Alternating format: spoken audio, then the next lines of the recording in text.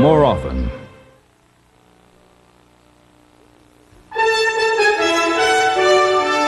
This is the CBS Evening News. Bob Schieffer sitting in for Dan Rather. Good evening. The situation in Colombia grows more dangerous by the hour, with the possibility now of new violence in the wake of U.S. efforts to extradite one drug lord.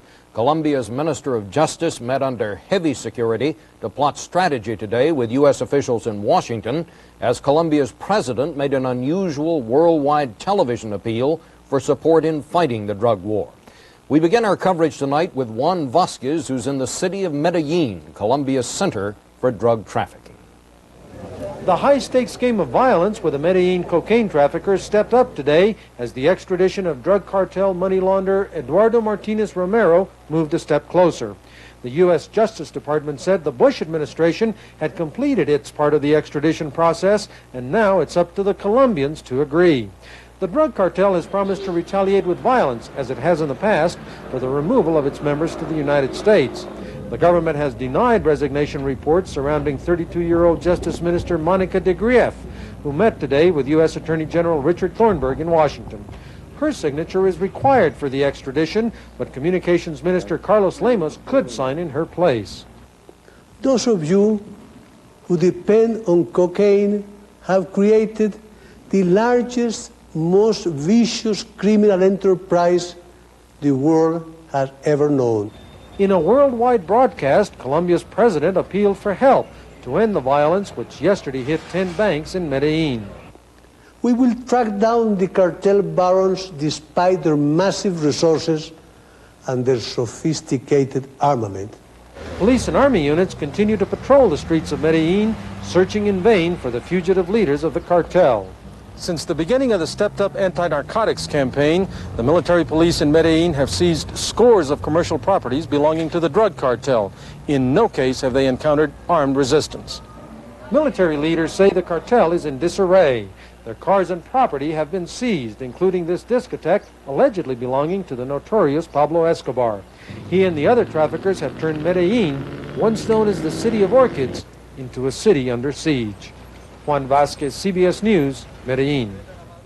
Next week, President Bush will lay out his comprehensive plan for fighting the drug war, and tonight David Martin reports on some of what is expected to be in that plan.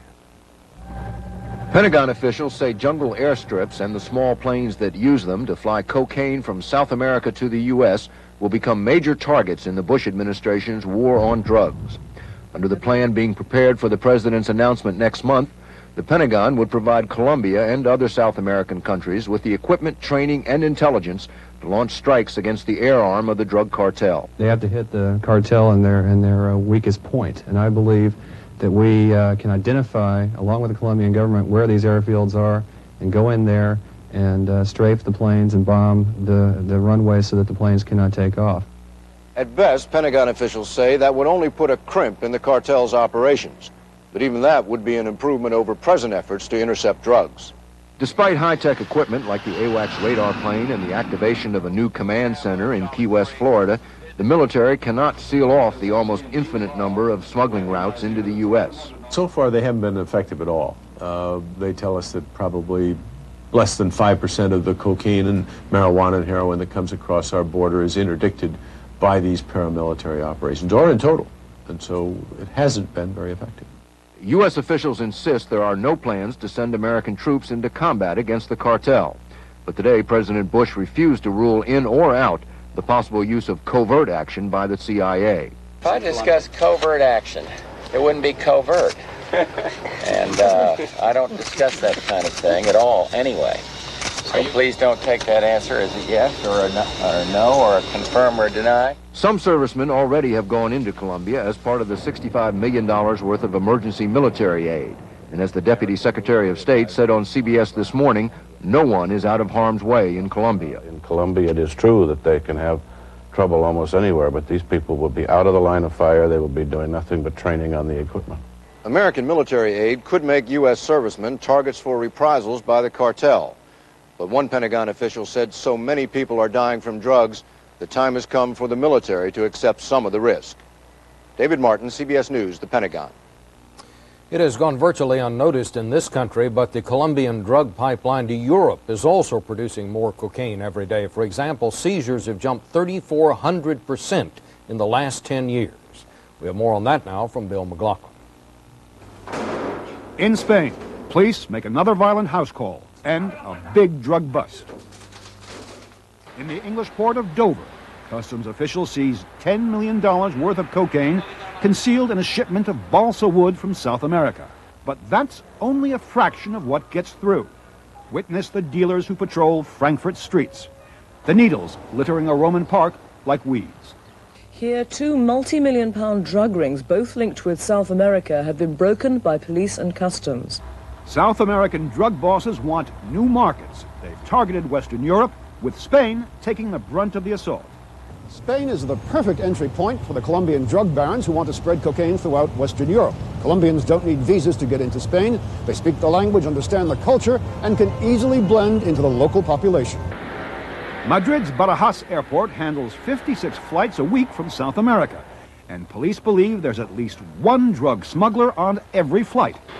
All baggage coming in or going out is checked by sniffer dogs, but police admit their defenses are overwhelmed by the volume of drugs pouring into Spain.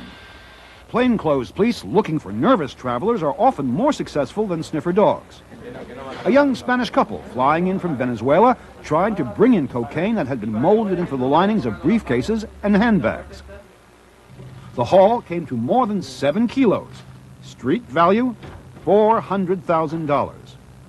This woman from Lagos seemed nervous. A search uncovered several $100,000 worth of drugs concealed in the heels of sandals. I couldn't believe this happening. During just 2 days at this one airport, customs police found cocaine in the toe of a shoe, swallowed, tucked into hi-fi speakers, and concealed under a load of frozen fish from Panama. This is cocaine molded to look like an ordinary suitcase. One of the reasons for this flood of drugs is that Europeans pay more, up to 3 times as much per kilo as in the U.S., as high as $60,000. But that won't divert drugs away from the U.S. There's enough cocaine available in Latin America to satisfy the U.S. market, the European market, and any other markets that are developed. Drug seizures are sometimes huge. Half a ton concealed inside this load of coconuts. 41 kilos ingeniously fabricated to look like cheese. But this is not a war that Europe is winning. 8,000 kilos of cocaine were seized last year, 4 times more than the year before. But drug squads know that for every kilo discovered, 10 get through. Bill McLaughlin, CBS News, Madrid. And still to come on tonight's CBS Evening News, Bruce Hall on opening day in evangelist Jim Bakker's trial. Was he a money-hungry showman or a creative Christian genius? And David Dow with that show-off from outer space, Voyager 2, which sent back more picture postcards from the air.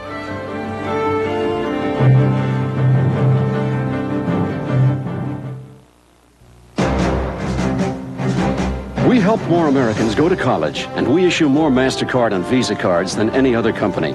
We also serve millions of customers in every major marketplace worldwide. We're Citicorp and Citibank, America's largest financial services company. Whatever financial success you hope to achieve, whether it's business or personal, we can help you do it, and do it better than anyone else. Citicorp, because Americans want to succeed, not just survive. Now, new scientific tests prove Heart's Blockade Repellent gives your pet total protection against fleas and ticks, or your money back. Unsolicited, here's what some satisfied Blockade users have told us. I purchased a can of Blockade and sprayed my cat. The fleas started crawling off immediately. I am very impressed with this product and highly recommend it. Since using Heart's Blockade, I haven't seen any fleas on Buster, nor have I had to remove any ticks from him. Blockade is wonderful, a dream come true. Heart's Blockade, guaranteed flea and tick protection that really works. Every woman knows that every pair of pantyhose wears out, sooner or later. But for my money, the later the better.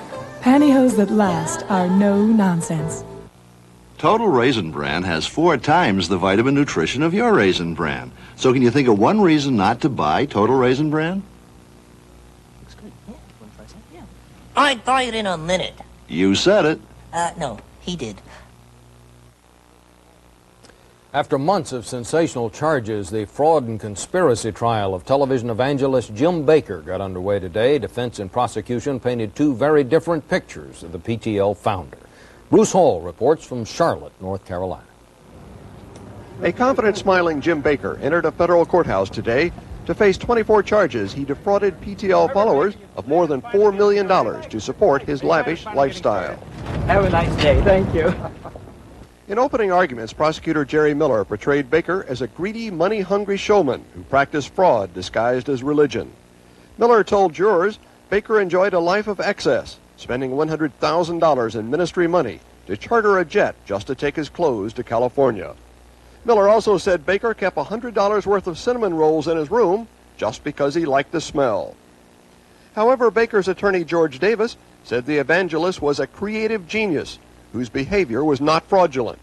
Davis said there were no restrictions placed on the money donated by Christian-minded people. Davis conceded Bakker had a sexual incident with former church secretary Jessica Hahn, but insisted he did not take part in the $265,000 payoff to her. However, the government's first witness, former Bakker aide David Taggart, said the evangelist was fully involved in the decision to pay Hahn. My heart is with my husband today.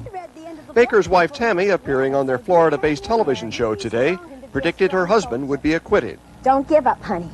We're on the brink of a miracle, and God is going to outlast our storm. Outside the Charlotte Federal Courthouse is a carnival-like atmosphere, but inside the stakes are very high for Bakker, who could get up to 120 years in prison and a $5 million fine if found guilty on all counts. Bakker's biggest worry may be the testimony of his former top aide, Richard Dortch. Dortch pleaded guilty to reduced charges in return for testimony against Bakker. He's the inside man. If there's going to be a star witness, it will certainly be Richard Dortch. When you give your $1,000 gift, you'll receive... Prosecutors will also center on Bakker's pitch for lifetime partnerships, which promise free lodging at his Christian retreat for those who contributed. Prosecutors claim those promised rooms were overbooked or were never built. The judge asked us not to comment. Thank you. The trial is expected to last a month. Then the jury of 6 men and 6 women, all of whom describe themselves as churchgoers, will have to decide whether Jim Bakker will walk free or spend the rest of his life doing his preaching in prison. Bruce Hall, CBS News, Charlotte. One-time Georgia Congressman Pat Swindle was sentenced today to a year in prison for lying to a grand jury about a scheme to launder drug money. Swindle was also fined $30,000. The judge said that Swindle will remain free on his own recognizance pending an appeal. There will be another vigil in Brooklyn tonight protesting a deadly outbreak of racial hatred. It follows a series of demonstrations over the weekend in a city where the words Howard Beach already stood as a symbol of fatal intolerance. Christine Negroni. Their rage was barely containable. White residents confronting black demonstrators marching through their streets. The protesters were outraged about the killing of a black teen by a group of young whites last week. So far, 5 teens from the largely white Brooklyn neighborhood of Bensonhurst have been charged in the attack. Up to 30 were involved. The group was looking for a black believed to be dating a white girl in the neighborhood. They set upon 16-year-old Yusuf Hawkins and gunned him down. Police now say it was a case of mistaken identity. They were looking for the new lover that was taken over from the Stern lover, whom they knew to be black. It is the most recent race-related violence in New York. 3 years ago, a similar attack by whites on blacks in Howard Beach created a major crisis. Experts say these acts are examples of a renewed racial intolerance among young people. We see alienated working class and sometimes middle class kids on the street, white kids, forming racist gangs. Police say young people are responsible for 70% of the racial incidents in New York. But community leaders believe that adults must understand where their children learn racism. It's being manifested in kids and teenagers and that kind of thing, but it's pervasive among adults. Children learn from us. More than a generation ago, civil rights marches provoked hostile encounters. After the experience of last week, it's clear little has changed. Christine Negroni, CBS News, New York.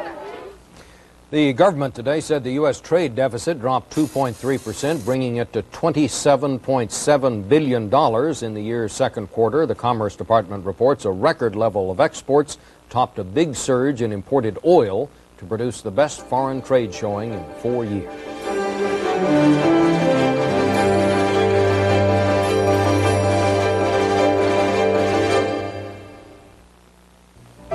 Good morning. Good news. Today's X-Lax is the sure way back to natural regularity. And that's a good morning for you. Good morning.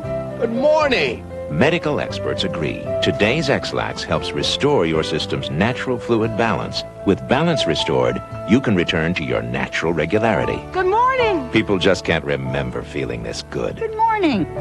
What's the news about today's X-Lax? It's the sure way back to natural regularity. Today's Monday, coming off a rough weekend. Saturday, I painted the den and came up aching, so I took aspirin. Sunday, I cleaned the attic.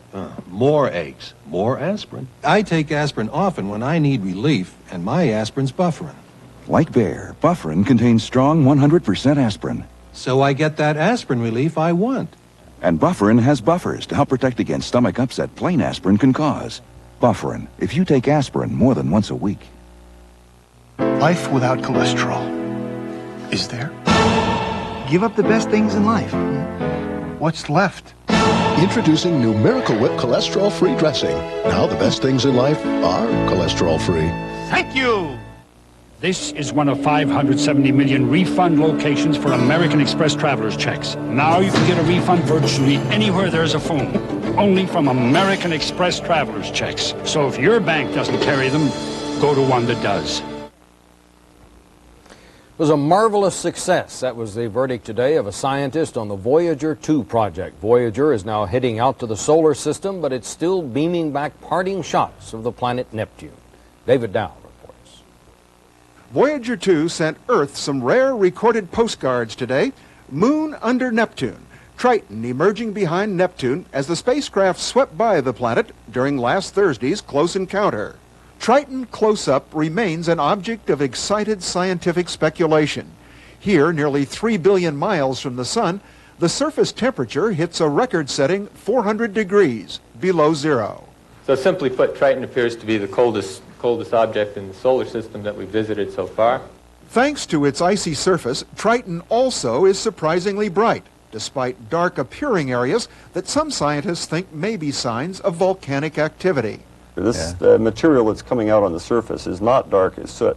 These surfaces that we're dealing with here, if you were walking around on them, would appear to be very bright snow. By contrast, this is one of the darkest objects in the outer solar system, 1989 N1, the largest of 6 moons Voyager discovered as it approached Neptune. I'm going to try to expand it. See if With Voyager's help, scientists also found that Neptune has a set of complete rings, like 3 other outer planets. After much debate, they now say there may be 3 rings, with a wide sheet of debris dispersed among them. But how they have evolved, nobody knows.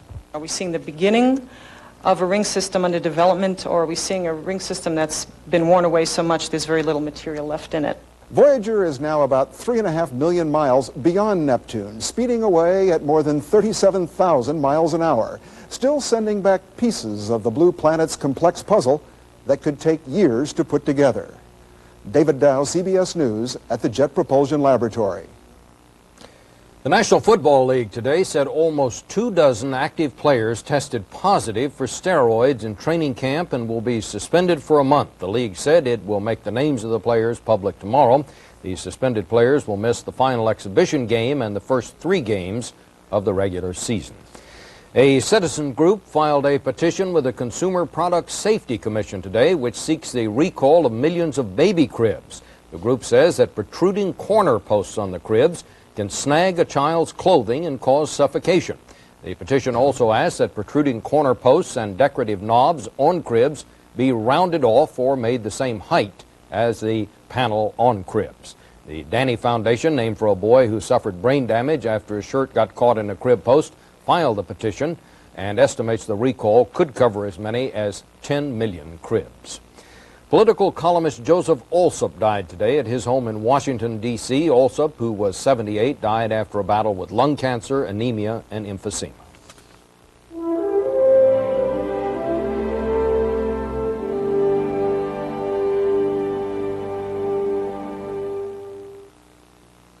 Everybody knows the pain reliever hospitals use most is Tylenol. But Tylenol is also recommended most for everyday pain by internists, family practitioners, general surgeons, and on and on. Tylenol, recommended the most by the people who know the most. We've studied your mouth from every angle and created a toothbrush with a very special angle, the Reach toothbrush, with a dental angle designed to clean even back teeth better, to get your teeth 51% cleaner than the other leading brush. Reach for 51% cleaner teeth. Irregularity used to be a problem for me. But what was I to do? Call the principal and say I can't teach today because I'm constipated? She'd probably say try a laxative. And I'd stand in front of my history class hoping to make it to recess. And then I found the answer. Daily fiber therapy with Metamucil. It's not a harsh chemical, so it doesn't shock my system. It's fiber, natural, soluble fiber. Metamucil gives me that extra fiber I need to get regular and stay that way, safely and naturally. It's like I signed a peace treaty with my insides. And that old feeling, it's history.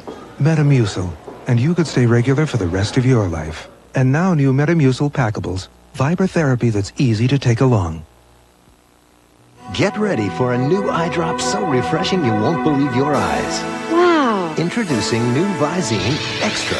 An extra medication cools, soothes, moisturizes, and protects irritated eyes. New Visine Extra. The violence of the Palestinian Intifada surfaced today in Jerusalem itself. A funeral march was proceeding peacefully until demonstrators brought out banned Palestinian flags. News cameras, which are usually banned too, recorded what happened. And Bob Simon reports. The day began as it would end, in mourning. A 21-year-old Palestinian was shot dead last night. Police said he'd been throwing stones. It happened in a village called Beit Safafa, which is inside the city of Jerusalem. This is not occupied territory. This is the capital of Israel.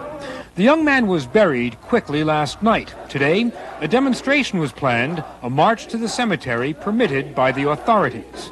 On went the masks, up went the banners, up went the signs of protest in the 21-month-old ritual of the Intifada. The village elders had agreed there would be no Palestinian flags, but agreements made by elders are barely acknowledged by this generation, and a Palestinian flag unfurled inside the holy city of Jerusalem was too much for these police officers to stomach. They ripped it away, made a few rough arrests, and the stones started flying, a sequence as preordained as night following day. The police retreated quickly, but left their car behind to become the target of 21 months' accumulated fury. You don't see many clashes like this anymore because when they happen on the West Bank or in Gaza, the army routinely chases journalists away, declares the area a closed military zone. But this was Jerusalem, the open city, the city of light. Press cars were attacked by the Palestinians. An ABC cameraman was lightly wounded by a ricocheting bullet fired by police. 4 policemen and 4 Palestinians were also hurt. The riot ended as quickly as it began. The spoils of war, tattered flags, and homemade posters were collected by cops with rifles at the ready. Tough paramilitary border police came in as reinforcements. The boys and young men of Beit Safafa were mobilized to clean the roads before they were taken away. It was up against the wall, double time to detention. They were arrested by the van load, some 50 in all. Only the women were left behind to continue mourning for the ever-rising number of the dead and the detained. Bob Simon, CBS News, Tel Aviv.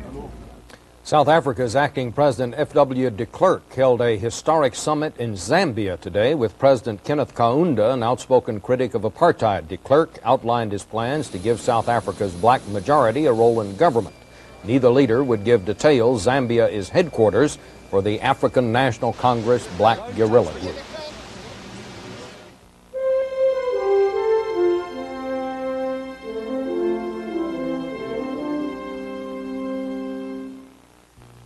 There's a motor oil that says it's engineered for today's smaller cars, like sports cars. But is that motor oil the first choice of the members of the Sports Car Club of America? No. Valvoline is the first choice of the members of the Sports Car Club of America. Valvoline makes the highest quality motor oil recommended by any automobile manufacturer. People who know use Valvoline. Quand il me prend dans ses bras, il me parle tout bas, je vois la vie en rose. Some love the night, but he preferred the dawn. For how could sleepers know the taste of hot croissant and coffee? The richest coffee I'd ever tasted. Discover the pleasure of rich French roast, new from Maxwell House. Rich French roast coffee. We can't give you France, but we'll give you the flavor. Denture wearers, here's some show-stopping news. This new polydent helps you fight tartar. Its new super strength now controls ugly tartar for an even better clean. Try my new super strength polydent. Controls tartar for super clean. The low-priced Subaru Justy with four-wheel drive. Think of it as a Range Rover that's more in your range.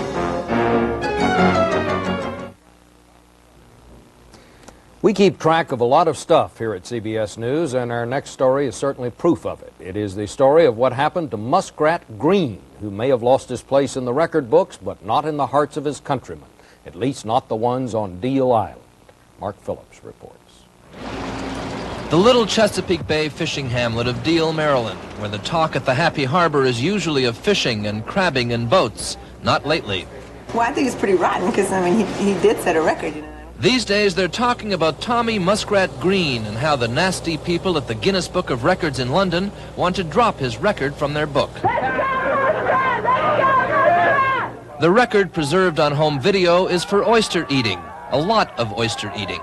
When he said he's going to eat those oysters and put Deal on the map again, he was going to eat them, one way or the other. $2.99. $2.99. 1 minute and 5 seconds. $2.99 oysters, 1 minute and 5 seconds. Yeah. You were trying for 300. Yeah. What happened? I dropped one. You dropped one? What, Yeah. fell out of your mouth? Yeah, it just shot out. Muskrat Green actually broke the record twice. He was a somebody, and the people of Deal took him to heart. I told him when he won that first one, he was the biggest glutton in Deal, and then when he gave him that other one, I said, "You biggest glutton in the world." I said, "You're a success." But success and its fame are fleeting. The Guinness people had been calling such record attempts extremely inadvisable. This year they decided gluttony was not only bad for your health, it's out of their book. It just became absurdly illogical to have a health warning and then the records. Personally, I find these records so tacky. It's a slap in the face to, you know, have a record and then have them pulled out from under you. I don't know that his health is any more in danger than these people who ride motorcycles across cliffs and go down Niagara Falls in barrels. To make matters worse, while Muskrat's record may be dropped, the man in France who eats TV sets and airplanes is still in the book. Some guy that ate bicycles or something. That's not food. That's gluttony. The last time the British came up the Chesapeake to take something away, it was to burn Washington in the War of 1812. This time, the only damage being done is to the pride of one small town and one man. No, he will not be dropped out of the heart of Deal. Tommy Muskrat Green, forever a champion, at home where it counts. Mark Phillips, CBS News, Deal, Maryland. That's the news. Bob Schieffer sitting in for Dan Rather. Good night.